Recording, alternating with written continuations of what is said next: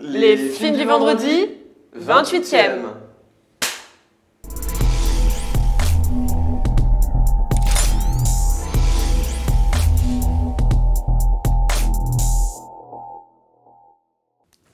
Salut à tous et bienvenue dans les films du vendredi. Aujourd'hui, je teste un nouveau format, celui de l'interview, puisque Alexandra Maillot, première assistante réalisatrice sur le film Tu mérites un amour d'Afsia Herzi, nous fait le plaisir, vous aussi, d'être ici donc, pour cette interview. Alors, merci beaucoup Alexandra, parce que je sais qu'en ce moment, avec toutes les avant-premières, tu es beaucoup sollicitée avec l'équipe, etc. Donc, Oui.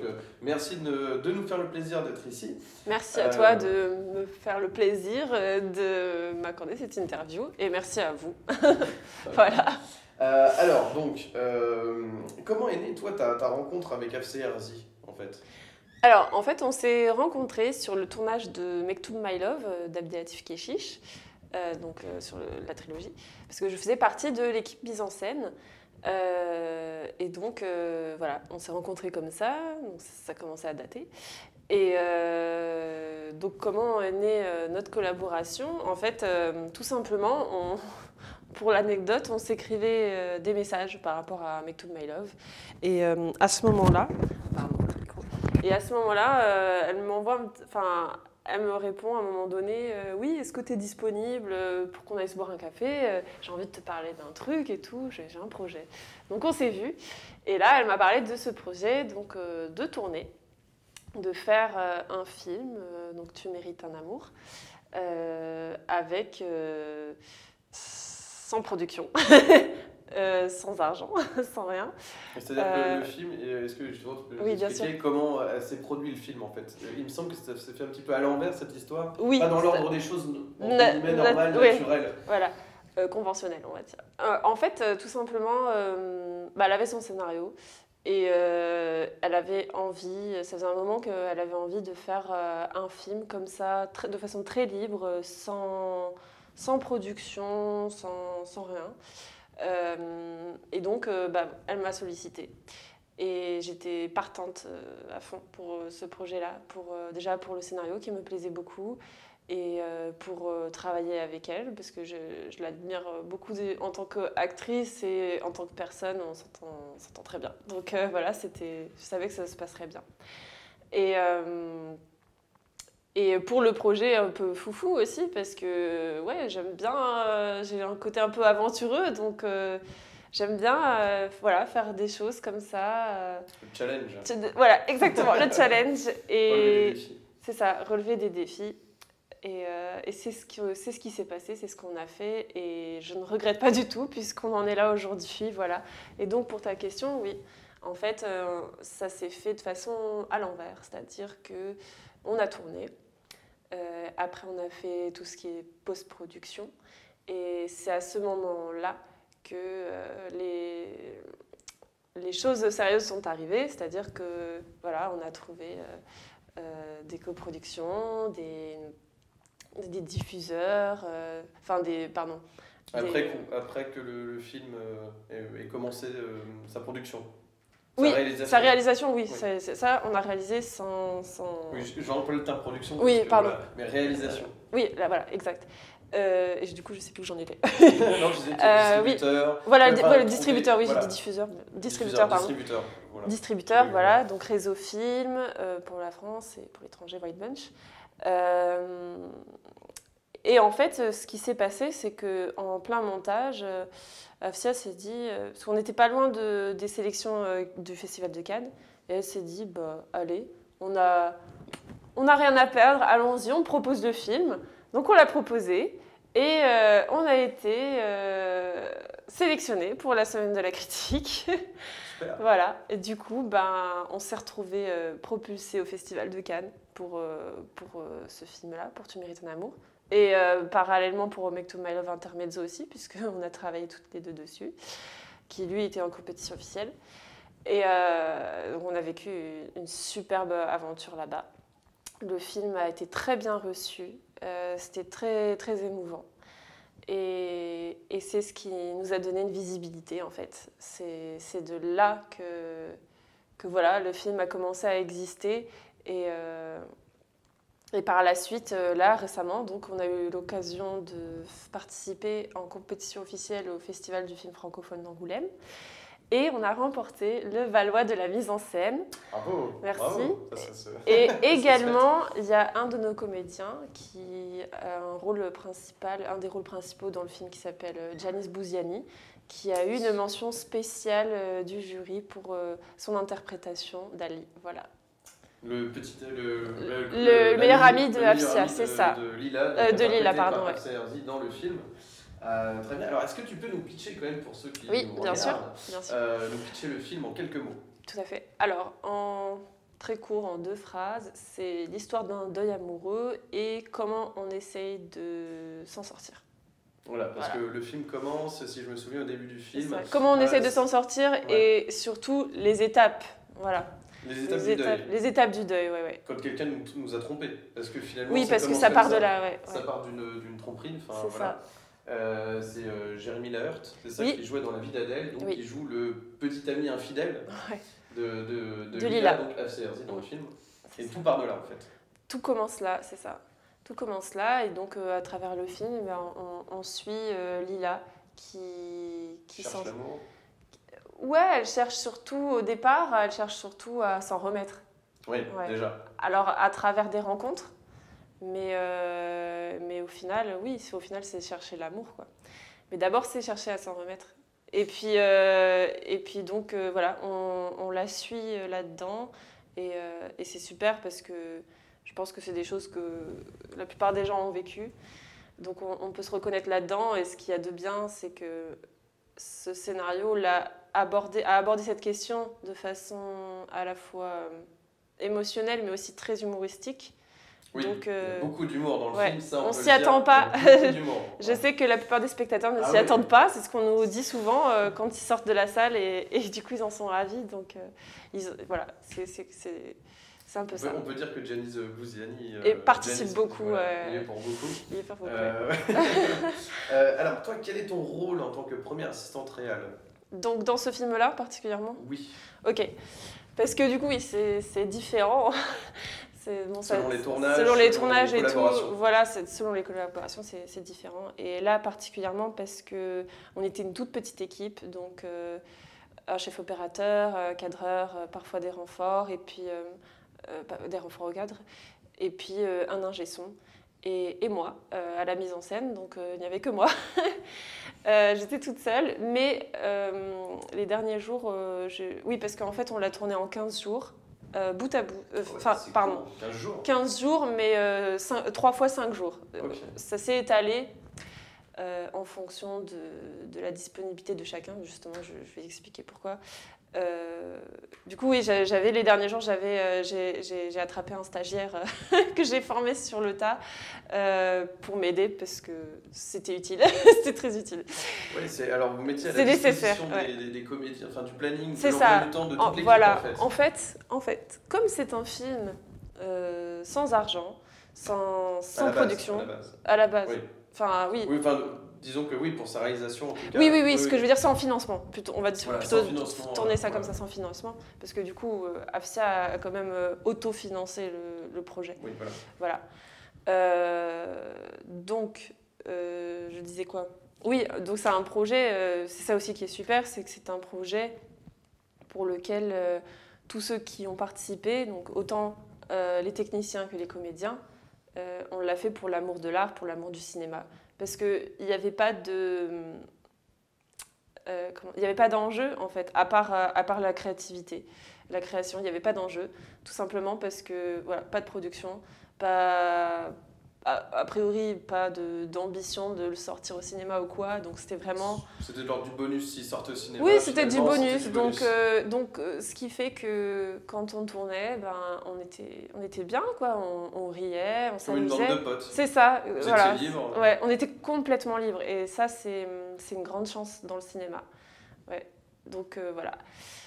Donc mon travail, du coup, mon travail, ce que j'ai fait là avec Afsia, c'est qu'elle m'a présenté le scénario.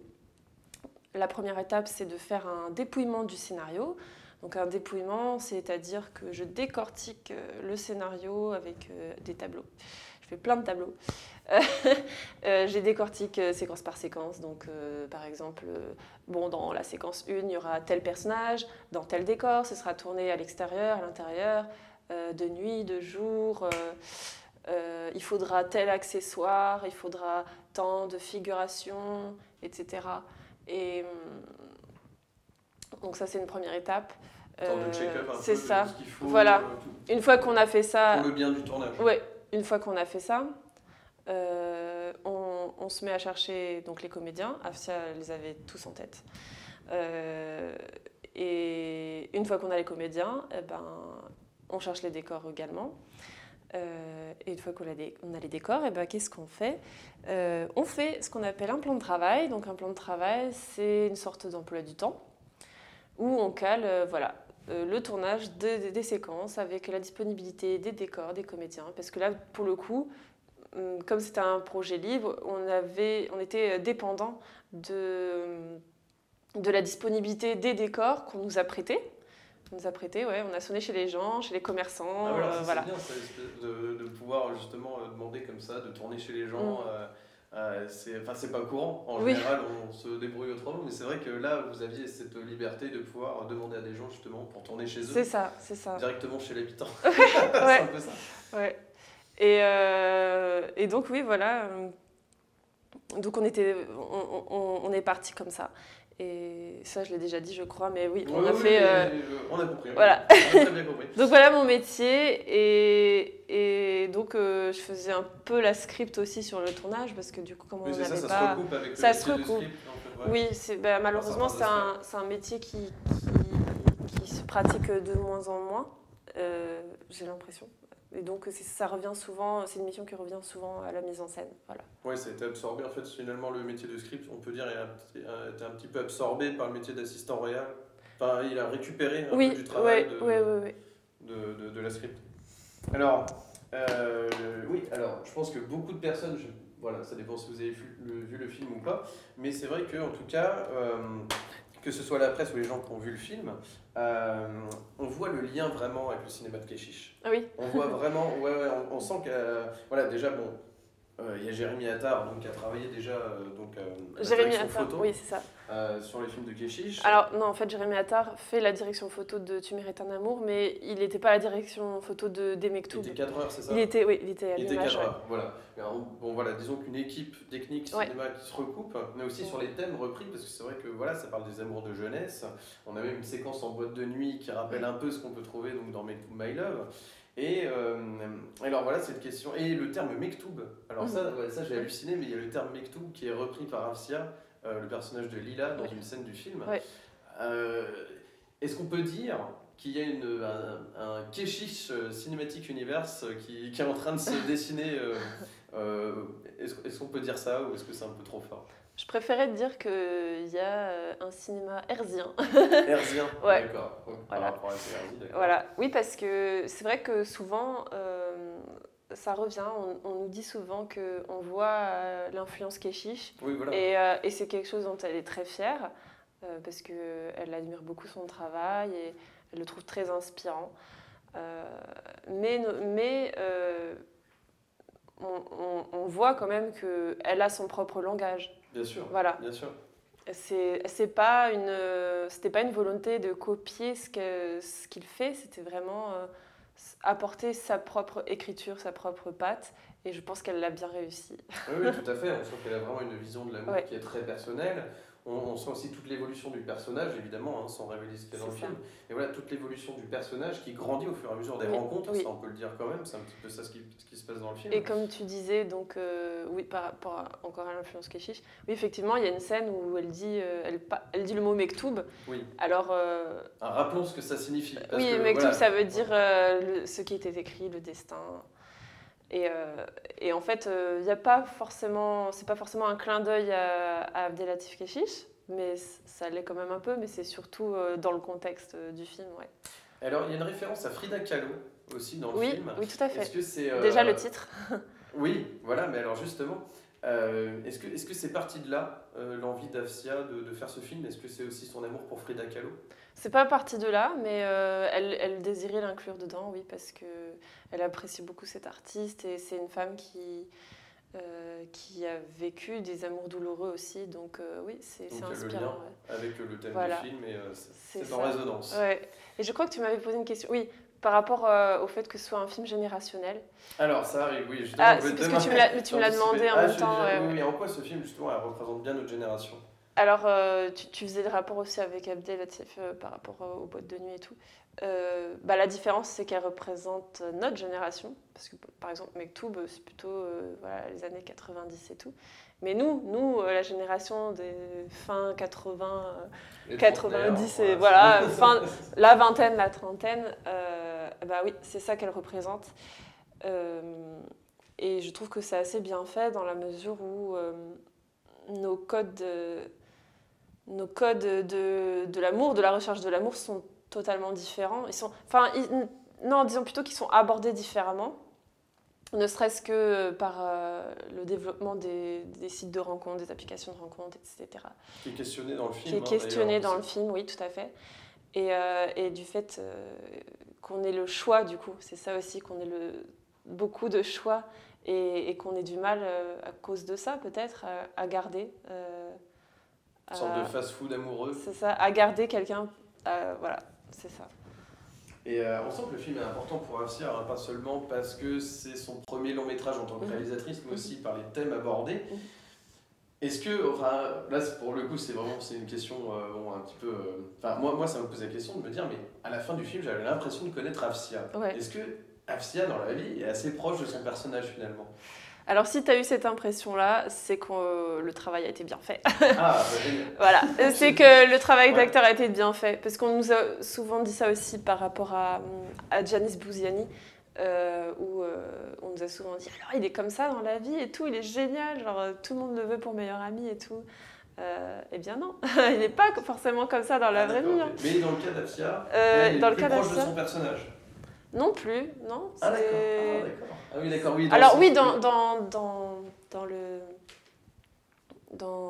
comment dire, dans son concept de l'amour, oui, mais elle est différente quand même. Dans la vie, bien sûr, voilà. de son personnage. Elle est différente de son personnage, oui. D'accord. Mais ou plutôt pas dans son concept, plutôt dans ses questionnements par rapport à l'amour, son incompréhension de l'amour, comment il est abordé aujourd'hui en tout cas.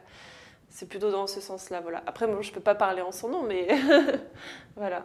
Et alors, le film, à la base, Afsia a dit ça lors de l'avant-première, qu'à la base, il durait 4 heures.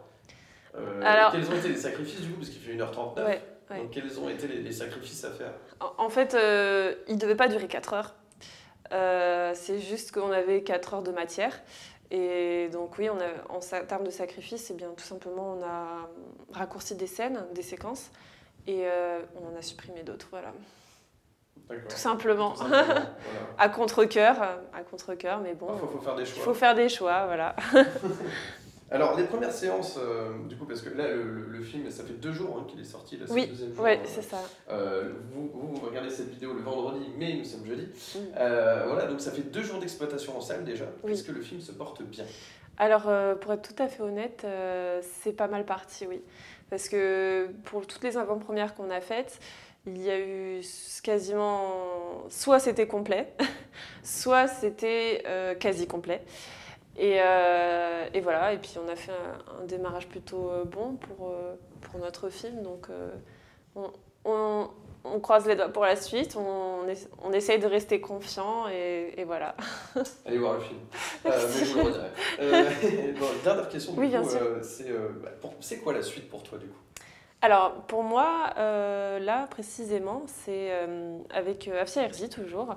On aimerait faire un tournage sur Marseille, un film qui s'appellera Bonne Mère en fait. C'est un film pour lequel elle a eu le prix du meilleur scénario, pardon. Et c'est un film qu'elle essaye de faire depuis quelques temps, mais qu'elle n'a pas pu pour manque de financement. Donc voilà, là, une fois qu'on aura fini toute la promotion du film, on va essayer de voir comment mettre ce projet en route. Et voilà. Et puis pour autre chose, donc ça c'est dans l'immédiat, mais après, bon, je suis toujours proche d'Abdelatif Kechiche, donc dès qu'il aura besoin de repartir en tournage, s'il veut toujours travailler avec moi, je serai là. Voilà. Ça marche. Bon, bah écoute, je te remercie beaucoup. Merci à toi. Voilà. Ouais, non, merci. C'était très sympathique, voilà. merci. Merci beaucoup, vraiment, pour avoir accepté cette interview. Oui. Donc, vous pouvez retrouver Tu mérites un amour au cinéma, bien évidemment. Hein, courez voir le film. Voilà. Quant à nous, mais alors, tu voulais dire un truc. Ouais, justement, en parlant de ça.